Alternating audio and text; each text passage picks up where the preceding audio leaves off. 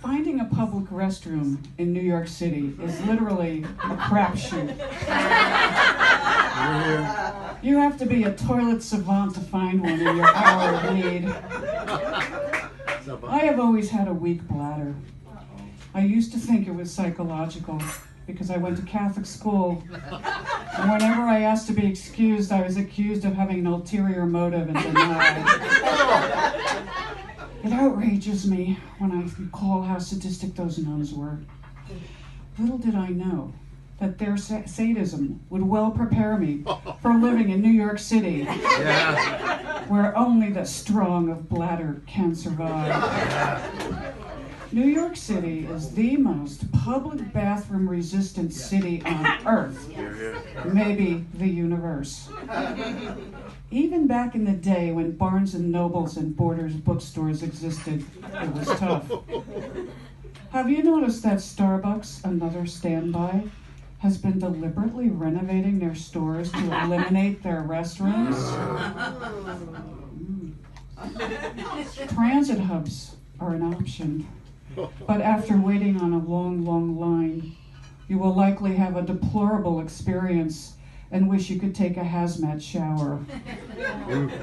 Duane Reade had a tiny sign on their window on 20th Street and 3rd Avenue that on Thursdays, seniors are welcome to use their facilities. How convenient. If you are a senior, it is a Thursday, and you're at 20th Street and 3rd Avenue. The city was supposed to install 20 fully automated, self-cleaning public restrooms a decade ago. Only 4 of them got installed. I walked by the one at Madison Square Park, and it has had pathetic, droopy, yellow, out-of-order tape around it since roughly 2009. Between singing in choirs and going to choral concerts, I have had many traumatic experiences in churches. The Catholic Church is the worst, of course, because they are in complete denial of bodily function.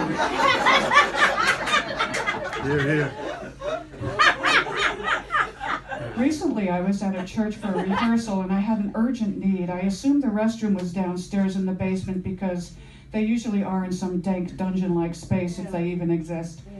My relief turned to horror when I found a toilet standing conspicuously in the middle of the room and not hooked up to any pipes. This is the stuff of nightmares, and I've had plenty of them around this subject, believe me.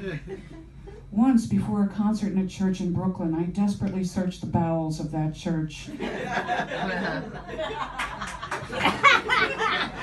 discovering all kinds of hidden rooms until I found what can only be described as a miniature toilet in a miniature stall. Time was of the essence. I had no choice but to crouch down very low, hoping to land on, but not overwhelm, the tiny toilet. I could not get back up. I was launched in the stall, which had nothing to grab onto. I genuinely feared that I would have to listen to the concert from the stuck position and possibly be locked up for the night when the church closed. Somehow, I managed to hoist myself up and out of the stall in what can only be described as a series of acrobatic moves worthy of Cirque du Soleil.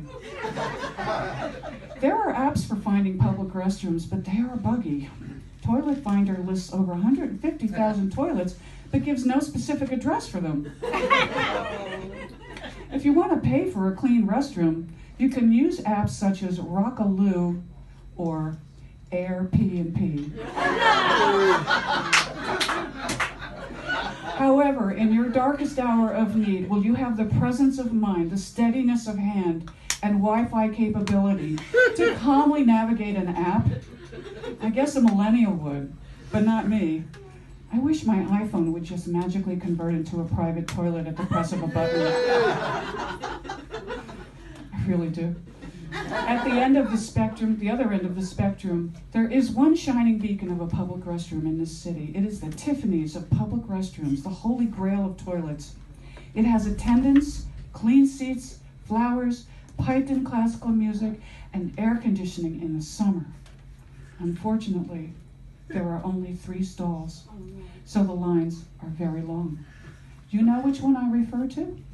Good. Please, keep it a secret.